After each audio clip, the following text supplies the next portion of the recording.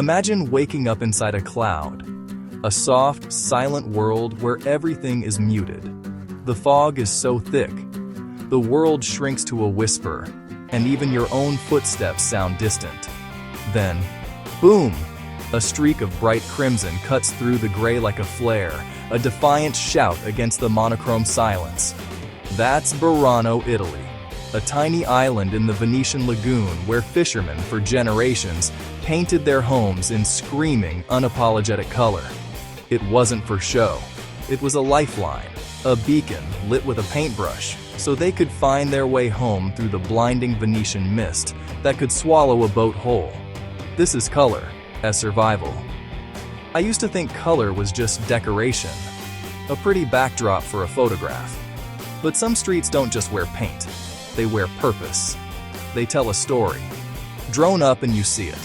A breathtaking mosaic of candy-bright facades hugging the canals. Come closer, and the red is a waypoint. The lemon yellow, a lighthouse guiding a loved one home. The teal, a promise that someone's still waiting at the window, keeping watch. Now, jump continents to Chefchaouen, Morocco, the Blue City. Here, you're immersed in a maze of alleys washed in every conceivable shade of the sky.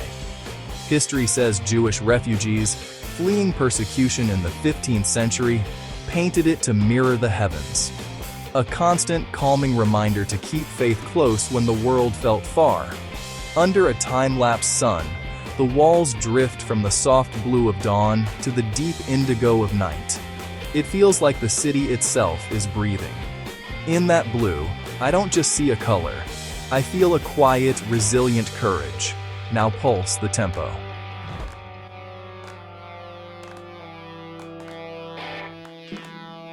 Guatapé, Colombia, where stories live not in books but at ankle height.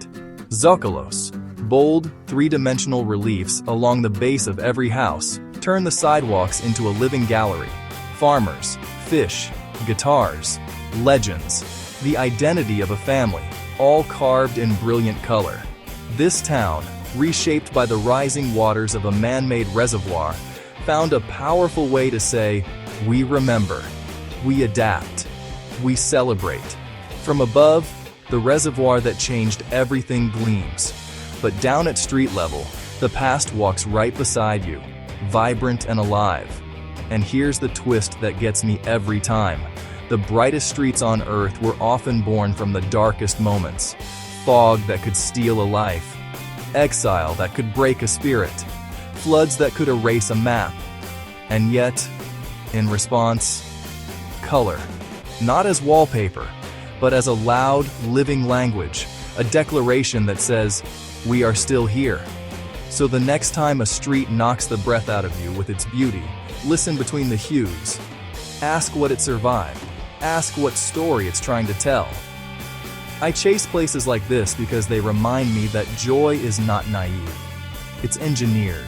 It's an act of defiance, mixed, layered, and painted directly over the scars. If this sparked your sense of wonder, and you believe in the power of place, stick around. I've got so many more maps of resilience to unfold, one color-drenched street at a time.